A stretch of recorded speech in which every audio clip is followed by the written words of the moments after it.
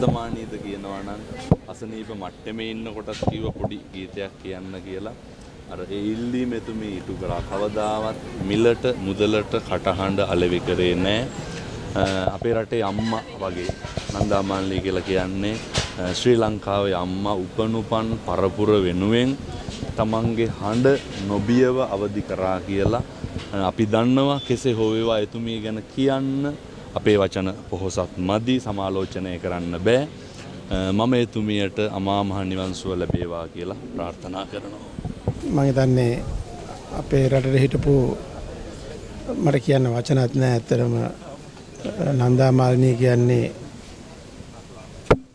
අපිට බිහි වෙච්ච රටේ එකම සංගීතයත් එක්ක වගේම මානුෂිකත්වයෙන් බැලුවත් මතන්නේ හොඳ මානුෂික ගති තියෙන ගායිකාවක්. ඉතින් මම හිතනවා අපි හැමෝටම ලොකු පාඩුවක් එවැනි ගායිකාවක් එවැනි විශාරද කෙනෙක් අපේ රටට නැති වෙච්ච එක.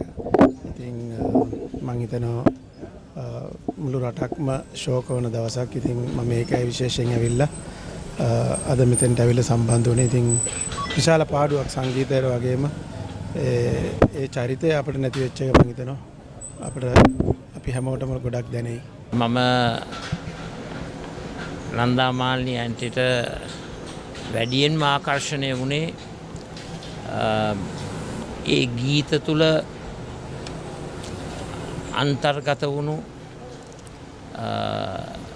ජනතාවට දැනෙන ජනතාවගේ හදගැස්ම ඉදිරිපත් වෙන මහා දැවැන්ත සංකල්ප එතුමියගේ ගීත තුල තිබුණා.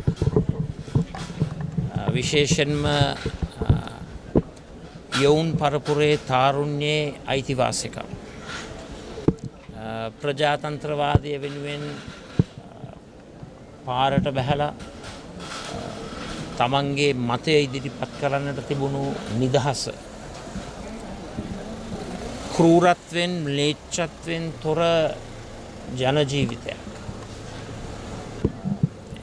ඒ වගේම සමාජ පීඩනය, සමාජ අසහනය, දරිද්‍රතාවය තුළින් නිර්මාණය වෙන ඒ දුක්ඛම් කටළු ඒ සියල්ලක්ම එතුමියගේ විවිධ වූ ගීත තුළින් ඒවා ඉස්මතු වුණා.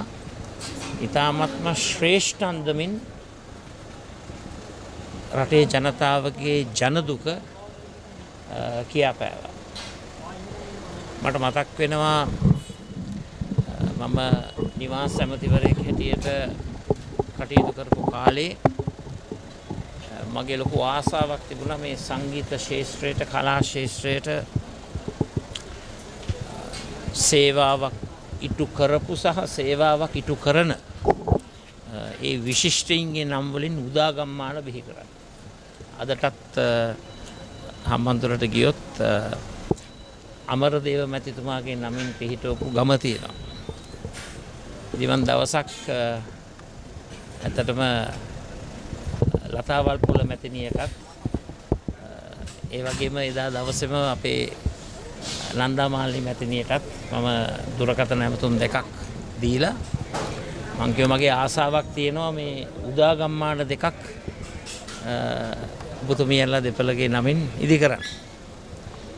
දෙන්නම කිව්වා නෑ එහෙම අනේ ඒ ආකාරයෙන් බොහෝම නිර්හංකාර, බොහෝම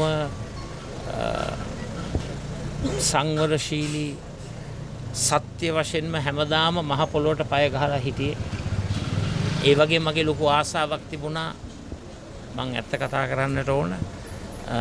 මම දරන මැදිහත් මාවත, දේශපාලන මතය, සමාජ ප්‍රජාතන්ත්‍රවාදය, ඒ ගමනට එතුමියවත්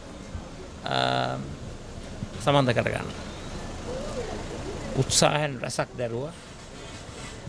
නමුත් මම සමත් වුණේ නැහැ ඒ දේ ඉෂ්ට සිද්ධ කරන්න.